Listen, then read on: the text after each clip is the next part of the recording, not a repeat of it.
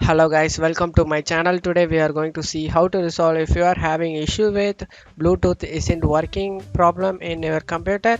So my PC is just suddenly turned off Bluetooth and I can't turn it back on. I will try updating the drivers. Then I uninstalled them, but I didn't get resolved. Let's fix that problem guys. Let's jump straight into it. Go to search menu and type troubleshoot setting, open it and select additional troubleshooters, select Bluetooth troubleshoot to run guys. We find and fix problems with Bluetooth devices.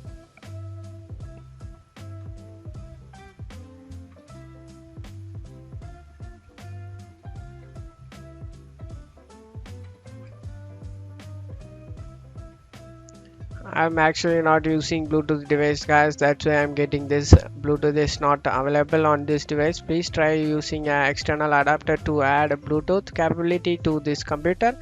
Select next, and if you have any problem detected here, hopefully that can able to resolve it guys. Close the troubleshooters and close out of here. I recommended you guys to shut down your computer and unplug the power cable from the computer for 30 minutes, then plug it in again and turn on. Hopefully that can able to resolve the problem guys. Let's move on to the second solution. For that you just need to go to services, search menu and type services, open it. In services search for Bluetooth support service guys, Bluetooth support service, double click on it, and if the service status is stopped you just need to start it and startup type to automatic, select it and apply and OK. And after doing that, right click on the Bluetooth support service again and select restart, and hopefully you that can able to resolve a problem guys. And you just need to, before checking Bluetooth is working, you just need to restart your computer. Let's move on to the fourth solution guys. Please try to turn off first, start up, press start, then search control panel guys. Go to the control panel, open it,